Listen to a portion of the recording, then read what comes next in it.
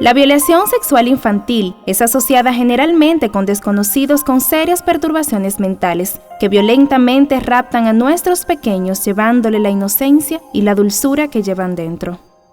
Pero la realidad es que la violación sexual ocurre generalmente en el mismo seno del hogar, cuyo agresor convive con la familia y sus facultades mentales aparentan estar en perfecto estado. A este tipo de abuso los expertos lo denominan incesto, debido al vínculo sanguíneo o afectivo entre la víctima y el agresor. Lo lamentable es que el incesto es una experiencia intrafamiliar difícil de detectar, que ocurre con más frecuencia que lo revelado por las estadísticas o lo imaginado por el ciudadano promedio. Son muchos los factores que influyen para que el incesto permanezca en el anonimato. Entre ellos están los mitos y la negación como una manera de no enfrentar la realidad. Otro factor influyente para que el incesto permanezca oculto es que la víctima no se lo cuenta a nadie, ya sea porque no comprenda lo que sucede o desconoce el vocabulario para hablar del tema.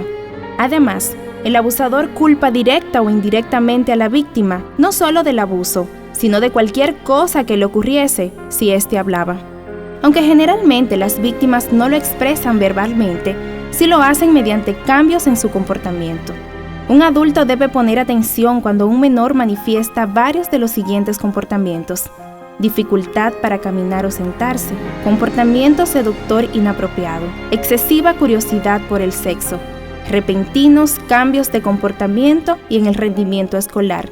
Se resiste a ir a cierto lugar o quedarse con ciertas personas, trastornos al dormir, siente nuevos temores, practica la masturbación compulsiva, abusa sexualmente de un hermano o amigo más pequeño. Dentro de las principales causas de incesto podemos citar las siguientes: considerar a los hijos como posesiones personales, que el abusador consuma con gran frecuencia alcohol u otras drogas, fronteras y roles familiares poco claros y aislamiento familiar. Otra causa que favorece la existencia del incesto es que los agresores, al ser conocidos por los pequeños, emplean estrategias de engaño y persuasión, aprovechándose de la familiaridad y confianza que tiene el menor en ellos. Las consecuencias del incesto son devastadoras y suelen lesionar diferentes áreas de la vida del sujeto, tales como emocional, social y sexual. Cuando la agresión es cometida por un miembro de la familia, sus estragos a nivel psicológico son mayores que cuando el que ataca es un desconocido con quien no hay un trato cotidiano. Esto se debe a que el abuso está basado en la seducción malsana, lo cual confunde los sentimientos del menor, y cuando éste se da cuenta de lo que sucede, el daño psicológico es demasiado grande. Muchos se valen de mecanismos de defensa tales como negación, racionalización, minimización, entre otros, ya que se sienten atrapados entre el afecto y la lealtad que sienten hacia esa persona. El niño que es víctima de incesto desarrolla pérdida de autoestima, tiene sensación de que no vale nada y adquiere una perspectiva anormal de la sexualidad.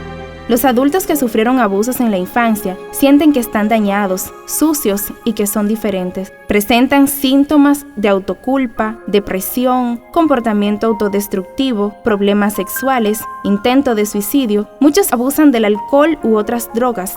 Con frecuencia continúan el ciclo y se vuelven abusadores.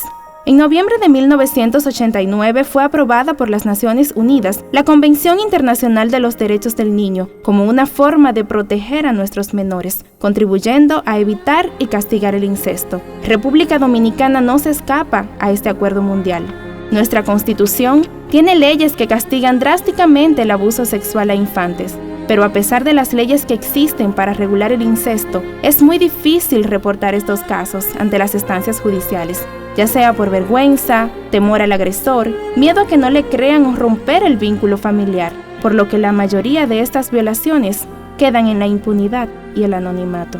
De poco vale tener leyes y unos derechos reconocidos mundialmente, cuando de hecho los menores carecen de capacidad para ejercerlos y no tienen más remedio que confiar en los adultos, quienes muchas veces son los culpables o responsables de esta situación.